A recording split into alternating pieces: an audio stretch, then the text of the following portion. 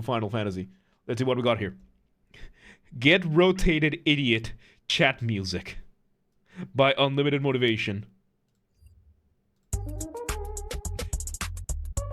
Shark, yep. I'm an apex predator. Oh, I love these. And now you're a fidget spinner. What are you? An idiot shark, sir. This guy can kill two rocks with a bird. This man has mastered the art of lunar reverse. Never thought. Here's the thing, right? When it comes to sharks, because I remember being obsessed. Minecraft is family friendly. Yes, and even family friendly games are not to be exposed for children under like 4 years old.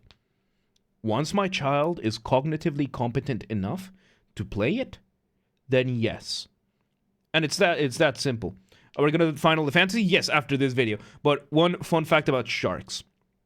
The reason why this works, flipping a shark actually works, because I was obsessed with sharks as a kid, is that their liver. And you know how fish tend to have this, it's a type of bladder that they have that gives them buoyancy. And it allows them to stay stable in water. Sharks have a weird imbalance with their livers, which does not allow them to be able to flip themselves and rotate. So if a shark, you will see most sharks can go this way, can go this way. A gyro bladder, they don't have that. They don't have a gyro bladder. They just have I think it's to do with their liver.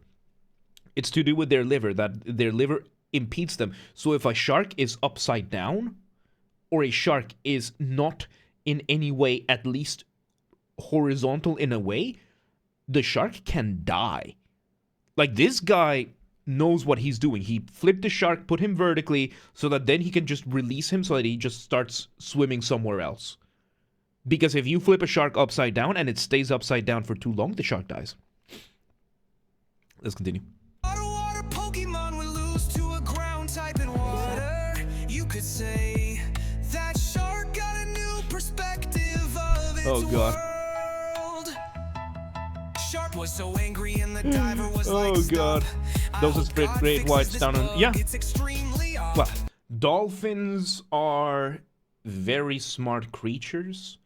And dolphins are what happens when you have creatures smart enough to be able to develop crimes, but not smart enough to understand, not smart enough, not wise enough to understand that there are some things you shouldn't indulge in. Dolphins are criminal, drug addict, rapist fish. Dolphins can be adorable.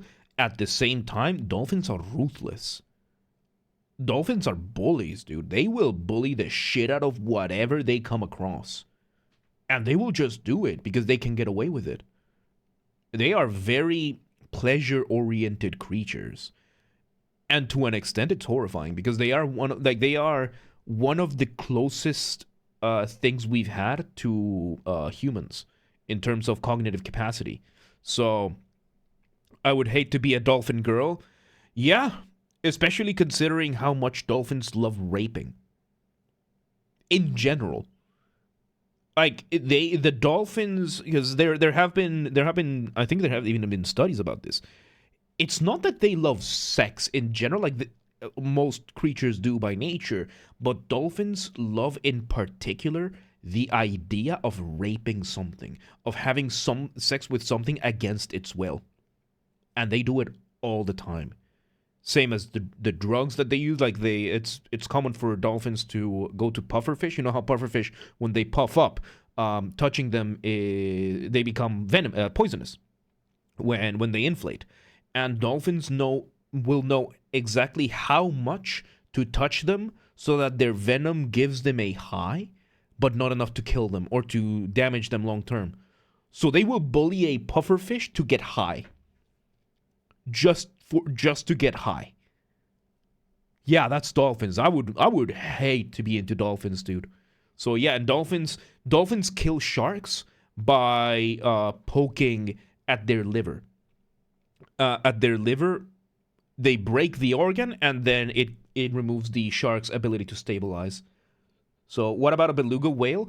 Whales have a similar thing. Beluga whales are not as bad. The ones that are really bad are the killer whales.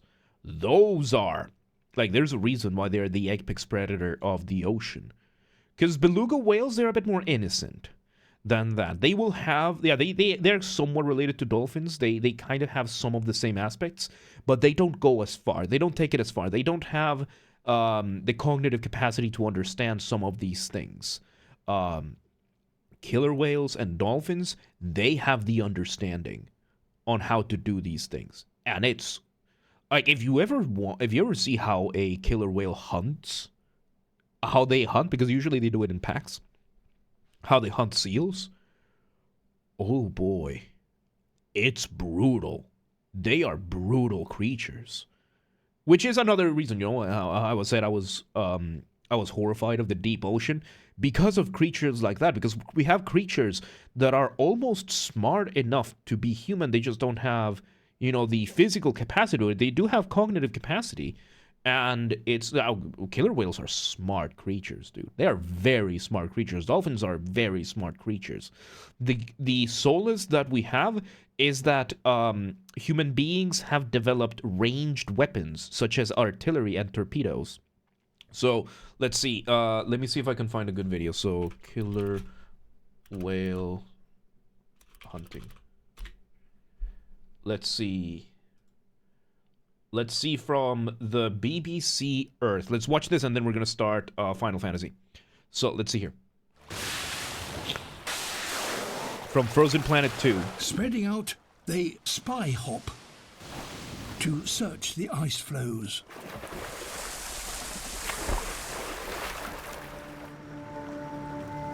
When a seal is spotted, the scouts alert the family with a rallying call. Okay, so they hunt as a family. Look at that. And there's the seal chilling. But if they are to catch a seal resting on such a large piece of ice, the hunters need to change their tactics. Yep, because the whales can't go on the ice. It uses it for free. This time, wait, no. The caption is the worst. A subsurface wave. Look at that. They have the understanding to do that. Look at that. But the sea, like, you have to understand. They are using fairly complex physics innately. Yeah, rip. This seal is fucked. Still has a raft. Oh god. And appears to be protected from any oncoming wave. Yep, they need to isolate the rest of the ice. Oh my god, look at that. The matriarch whale, however, has a plan. Matriarch. This poor seal. They are pushing. Working in a coordinated way, the pod push the seal's ice platform into they have water. the cognitive capacity to understand and execute this as a team. You need to understand, most animals in the world do not possess this kind of cognitive capacity. Like, most animals, you put most other animals like that, they won't know what to do. They simply lack the brain power to figure something like this out. So, if the ice is too thick, they make waves to wash the seals to the edge. Yeah, that's what they're doing. Yeah, that's what we're watching them do. Yeah. It's just a baby. There you go. Look at that. They isolated the ice. And there goes the seal. The matriarch now tries another tactic which will avoid injury. Yeah, because the seal can fight back. Blowing bubbles. And it's okay. This thing is... It's not like we're watching a film. They disorientate the towering seal. Yup, because being attacked by bubbles like that flips it around, gives a sudden current. And the whales move in for the kill. Yeah, we're not going to show the gore, probably just the blood.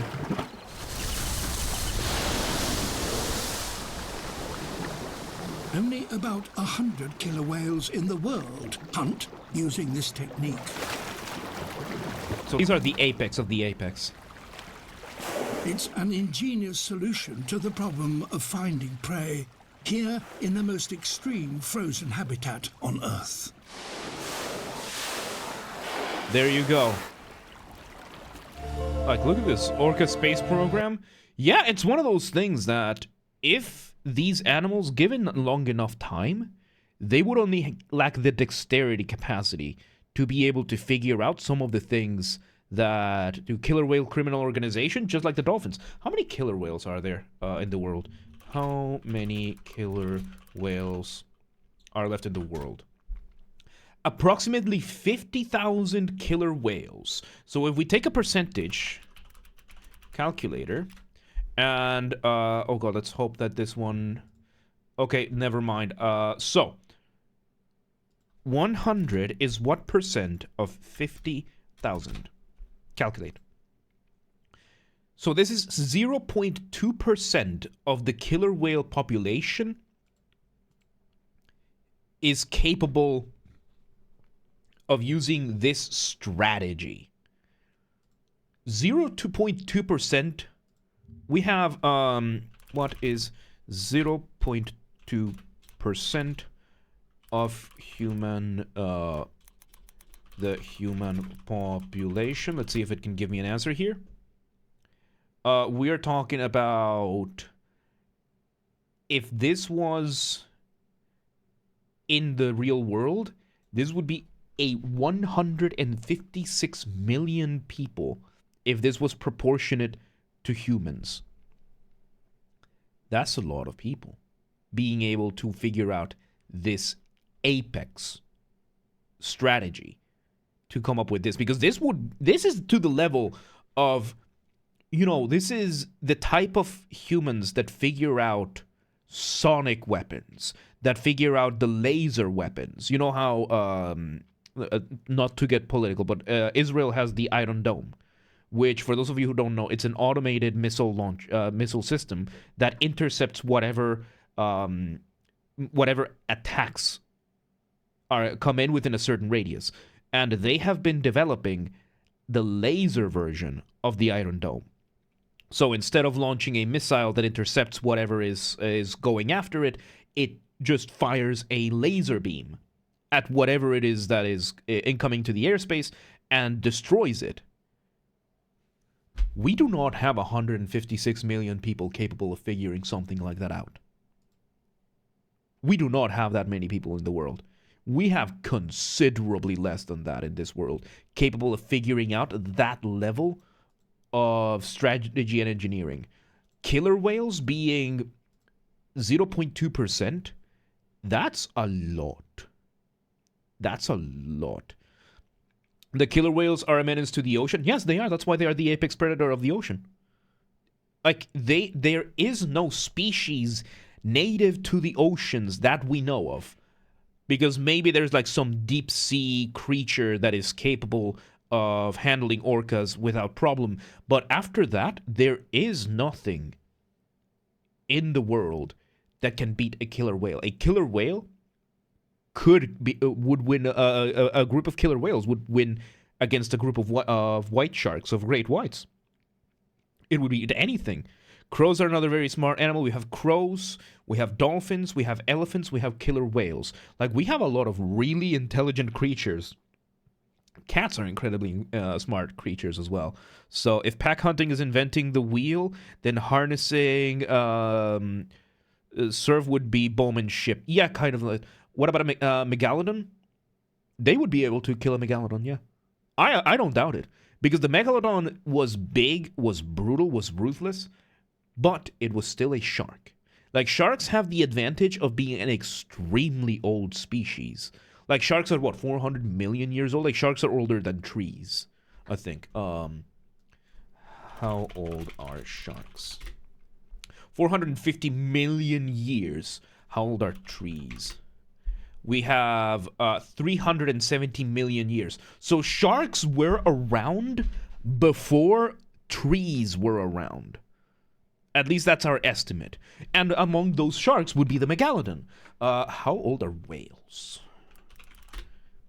we have 50 million years. So that's a big difference. Sharks used to be the apex, and then the killer whales came to be. So how big is it compared to orcas? Let's actually see. Megalodon versus orca size. Ah, fuck. Size. Let's see if we have an image over here. So here we have... Oh, is it just different? Okay, here we go. Here we go. Let's open this image in a new tab. I don't like Reddit. Come on. Ugh. Okay, here we go. Here we have orcas being at around 9.8 meters. We have a human, average at around 1.8 meters. We have the megalodon, which largest one seemingly being 20 meters. So well over twice the size of an orca. Here you have it side by side.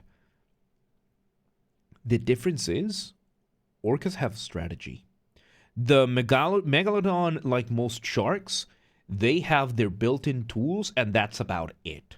They don't really have the cognitive capacity to come up with something like a complex strategy. Orcas can, because orcas understand the physics around them. How would they write if there were no trees to make paper? They didn't evolve to be able to write because there were no trees to make paper. Look at that. Yeah. So, 4 grown men can stand on a megalodon jaw side by side. Yeah. And it would still eat them. That's how big the megalodon was. The bottom one looks like a dinosaur. The giant mosasaur, it is a dinosaur. And the leviathan, which I guess is what the leviathans are based on. So, starts with the letter P. Oh yeah, the Plesiosaurus macromeres, which is another early iteration of these animals, it would seem. But yeah, the ultimate sea predators. Like, when it comes to raw numbers, yes, the blue whale is technically one of the deadliest to ever exist because it eats, like, microscopic creatures. So by raw numbers, yes, the blue whale is apex because it just needs to open its mouth, inhale, and in go millions of creatures. So, Leviathan is a biblical demon. Okay. So, there we go. I had it wrong. So, it's the other way around. The Leviathan is a biblical thing. I didn't know that. That's cool. The Bible is such a metal thing, isn't it? Like, especially the Old Testament. Whew. The Old Testament is metal. Like, yes, the New Testament is all about Jesus. Everything else is it's just metal. What you got here? Let's see. Okay. Let's watch this, and then we boot up Final Fantasy, because this one is topical right now. The Shark Tier List by Tier Zoo. I like Tier Zoo. And then we play Final Fantasy. Eliminated. Innovations made by players have been the main driving force behind the biggest meta shifts in the entire history of the game. This? And today I want to highlight one of the most important, the implementation of the move Bite. There's actually a fair bit of debate on which guilds can take credit for pioneering this move. Because he does but it with there's no gaming question terms. that one of the first to really perfect it, to the point of being meta-defining, were none other than the Sharks. And since then, they've been holding on to that top spot tighter than Ice Climber players hold onto a wobbling victim. They've been extremely relevant in every expansion since the Silurian. Am I religious in any way? I am a non-practicing Catholic right now. I am looking into going back to the faith. Like, you see these, you see this over here? This is a medallion of Saint Benedict's, this is a Saint Benedict medallion. Saint Benedict of Nursia, the patron saint of the fight against demons. And the never-ending fight. It's an exorcism guy. I grew up Catholic. And I am planning on going back. I just need to finish preparing. So let's continue. Something very few guilds can claim. So today I'll go over the tier list of the Sharks and highlight the main attributes and abilities which have made them such fearsome builds. S tier to F tier. Overall, Sharks are at a pretty good spot in the meta. I love the music. I don't know what this is around from, B tier. The main benefits of playing a Shark build include high mobility, high damage, and most importantly, the ability to sense any player near you due to special abilities like Blood Sense and Electroreception. Main drawbacks include lacking Swim Bladder, an ability which allows the user to control their buoyancy at will, and also lacking gill flaps. gill flaps passively regenerate stamina, and is an ability unique to bony fish, so sharks can only regenerate stamina if they're moving. Now let's talk about individual shark builds. As always, we'll start from the bottom of the tier list. Another fun fact about sharks, most of them are not... It's a hybrid between, you know, how many creatures are either birthed, mammals are live birth, and avians are eggs. Sharks are both. They have eggs within their womb, and then they give live birth. After they hatch in, it's brutal. And yes, there you go. They don't have a swimming bladder, they use the liver instead. And work our way up. In bottom tier, we have nothing. There are genuinely no shark builds I could justify as being bottom tier. Oh, Most okay. sharks don't deviate too far from the base shark concept, which is good because it's a great guide for success. Okay. With that said, not all sharks are created equal, and in D tier we have two builds which don't really capitalize on any of the benefits of the shark class. First is the nurse shark. Yep. Low mobility, sedentary playstyle, and a really weak bite. Yeah. Instead of abusing the powerful kit available for shark classes, nurse sharks rummage around the ocean floor looking for easy XP. However, they do have the strongest suction force of any fish, and since they don't have many terrible matchups, they're definitely no F tier. Yep. Second in D tier, we have the saw shark. Saw shark players, what are you doing? Teeth are some of the best weapons in the game, and the only drawback to using them is that breaking them can ruin your playthrough. But sharks have replaceable teeth, so that weakness is completely nullified. So why did you opt for this goofy, cumbersome, impractical weapon setup? It's Swinging so that bad, thing around uses way too much stamina for what it nets you, and isn't very useful for defending yourself. Yep. Whatever, you do you, Hang I on, guess. it said something here. Hang on. Whatever, you do you, I guess. Fuck! Let me... It's you, and isn't very said useful something for here, defending hang on. yourself. I know this is a sawfish, not a saw shark, but the idea is the same. Couldn't find any footage of a saw shark. Okay, there you go. Whatever, you do you, I guess. In C tier, we've got all the sharks that decided they'd rather AFK their entire game instead of making use of the best tools available to sharks. Okay. This includes the basking shark, whale shark, Oh, yeah. and any other shark who thought filter feeding was a better idea than being a swimming doom machine. Yep. Yes, it may be easy if you make it to the late game, but without good weapons and low mobility, the majority of your playthrough is a huge risk, with mobile fish players like the marlin and sailfish having no problem taking you out. Now we're in B tier, and we're almost to the shark builds who know how sharks are meant to be played. Almost. But first, we've got two more unorthodox builds. Okay, Some of my number personal one? favorites, actually. Okay. The first is a shark who decided that, despite being one of the smallest of its kind, it would attack the largest builds in the game. I love this The one. cookie cutter shark. The cookie cutter, yes. Cookie cutter sharks are unorthodox in that instead of going for the predator playstyle, they function as a parasite. They simply latch onto a whale or other massive player, They are brutal. and by twisting themselves back and forth, they steal a cookie-shaped bite right off. Look at This that. doesn't dude. do It's much damage to fucking- players, but interestingly, It looks this so build was a painful. secret among the Shark Guild, up until a few cookie cutter players accidentally attacked human submarines, and actually caused their sonar to malfunction. This was during the Cold War, What the hell? so Yep. the Russians and They're my Americans favorite shark. assumed that the other was somehow sabotaging their submarines, until eventually a Soviet sub longest time. surfaced with a shark player still latched on. In B+ tier, we have a shark which uses one of the only AoE stun moves seen in the entire game, the Thresher Shark.